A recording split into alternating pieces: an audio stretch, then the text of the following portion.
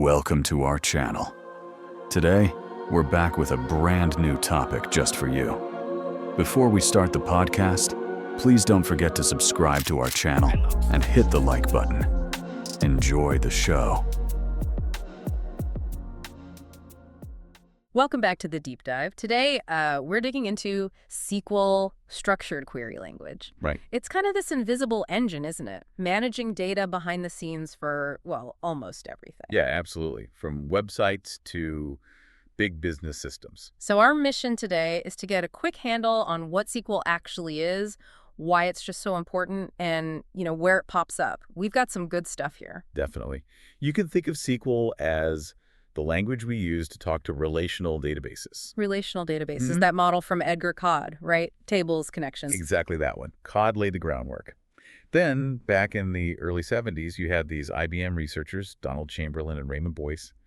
They developed SQL specifically for these relational systems. Ah, okay, so it was purpose-built. It was. Yeah. And it just clicked, became the industry standard. Oracle, MySQL, PostgreSQL, Microsoft SQL Server, they all run on SQL. So that relational idea is key, and SQL is the tool. It really did become the universal standard, huh? Pretty much. And a big reason is that it's a declarative language. Declarative, meaning? Meaning you tell the database what data you want, not necessarily the step-by-step process of how to get it. Ah, like ordering food online. You pick the items, they figure out the delivery. Exactly. That's a great analogy. SQL lets you do the fundamental things with data.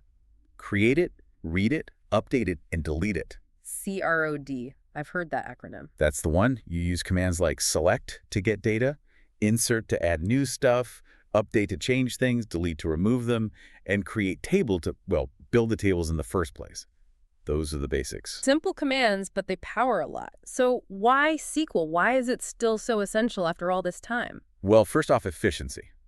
It's incredibly fast at managing huge amounts of data, sifting through millions of records in seconds. That's SQL. Okay, speed is critical. What else? Standardization is huge. Yeah.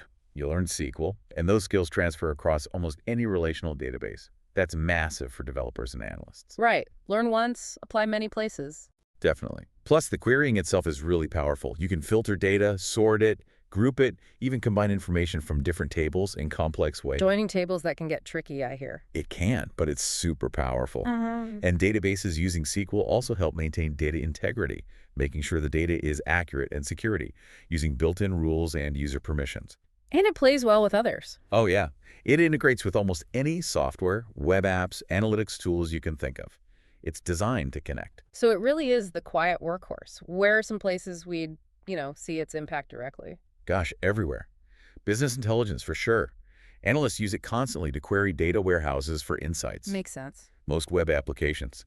Their backends rely on SQL databases to store user information, content, you name it. So my login details, maybe? Very likely stored in a SQL database. Financial services use it heavily for managing transactions securely.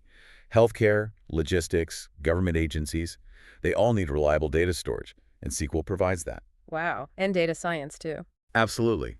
It's often the first step for data scientists using SQL to extract the raw data they need and maybe do some initial cleaning before analysis. It's incredibly widespread. Does it have any downsides? Nothing's perfect, right? True. For beginners, getting your head around the relational model, and especially those joins between tables, can be a bit of a learning curve. Okay, take some practice. Yeah. And compared to some newer database types, like NoSQL, SQL databases have a more rigid structure, a fixed schema you define up front. Less flexible sometimes? Can be. Also, scaling out a traditional SQL database, horizontally spreading it across many machines, can be more complex than with some NoSQL options. And while there is a standard SQL, different vendors sometimes add their own little twists, their own dialects, which can occasionally cause issues if you switch systems. Minor variations, but they can trip you up, so some hurdles. But is SQL's future secure? Oh, absolutely. It's not going anywhere. It's actually evolving. Think cloud databases, big data platforms. SQL's adapting and integrating with all that. New standards and extensions keep adding more power. So still very much alive and kicking. Who should really make a point of learning SQL then? Well, developers, obviously, especially back-end engineers, data analysts, data scientists. It's bread and butter for them. Essential tools. For sure. Yeah. But honestly, anyone interested in how data is managed, how digital information works, it's beneficial. Yeah. And if you're building anything that relies on data, you really need to understand SQL. So SQL, maybe not flashy, but totally fundamental. The bedrock, really. If this sparks your interest, maybe check out NoSQL databases next, or look into data engineering tools for a wider view. Good idea. And just think about this for a moment. How many times today have you checked email, browsed a site, used an app on your phone?